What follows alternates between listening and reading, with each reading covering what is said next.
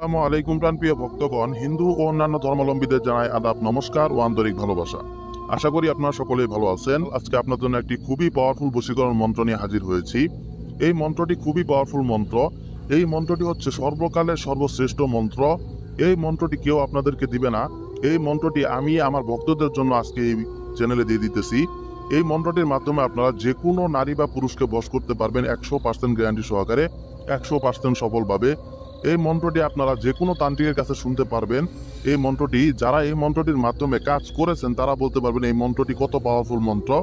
এই মন্ত্রটির মাধ্যমে কাজ করলে 100% সেই নারী পুরুষ আপনার জন্য পাগল হবে এবং 100% আপনার পিছন পিছন ঘুরতে বাধ্য হবে। এই মন্ত্রটির মাধ্যমে একটিবার কাজ করলে আপনি বুঝতে পারবেন এই মন্ত্রটা কত পাওয়ারফুল মন্ত্র।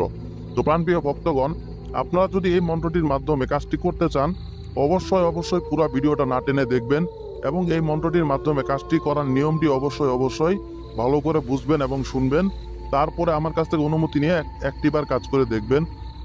অবশ্যই আপনারা কাজের ফলাফল পাবেন এবং যে কাঙ্ক্ষিত ব্যক্তির জন্য আপনারা এই মন্ত্রটির মাধ্যমে কাজ করেছেন দেখবেন সেই কাঙ্ক্ষিত ব্যক্তি আপনার পিছন পিছন ঘুরতেছে এবং কি আপনি তাকে যা বলতেছেন সে তাই শুনতেছে, আপনার গোলামের মতো হয়ে রয়েছে।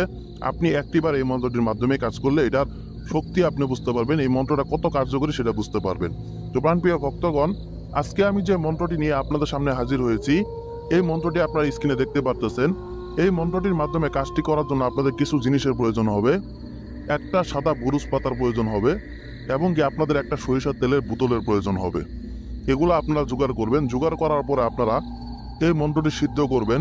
এই মন্ত্রটি সিদ্ধ করার জন্য আপনারা যে কোনো একটা নির্জন স্থানে গিয়ে 51 বার পাঠ করলে মন্ত্রটি সিদ্ধ হয়ে যাবে। মন্ত্রটি সিদ্ধ করার পর এই মন্ত্রটির মাধ্যমে আপনারা যেভাবে কাজটি করবেন, কাজটি করার জন্য আপনাদের একটা আসন সাজাইতে হবে।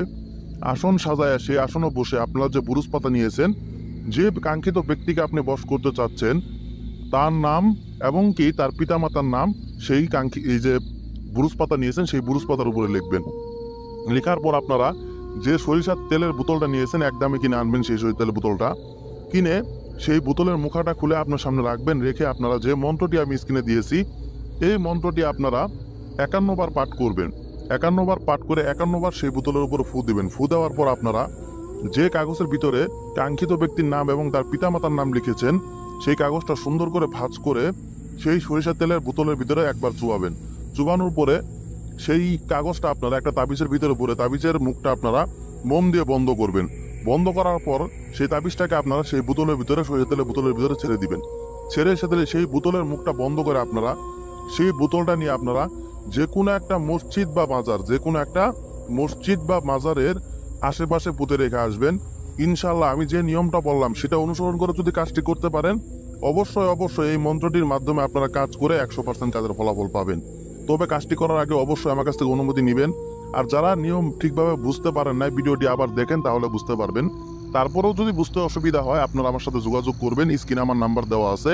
আমার সাথে যোগাযোগ করে ভালোভাবে বুঝে শুনে তারপরে কাজটি করবেন, তাহলে আপনার কাজের ফলাফল পাবেন। এটা যে কোনো মন্ত্র বা নকশার ক্ষেত্রেই আপনার সঠিকভাবে বুঝে সঠিক নিয়মে কাজটি করতে পারলে 100% কাজের ফলাফল পাবেন। এবং তান্ত্রিক কবিরাজ যে কোনো কাজের জন্য আপনারা আমার সাথে যোগাযোগ করবেন, 100% গ্যারান্টি দিয়ে আপনাদের কাজ আমি করে দিব। তো প্রাণপ্রিয় ভক্তগণ, সকলেই ভালো থাকবেন। আসসালামু আলাইকুম।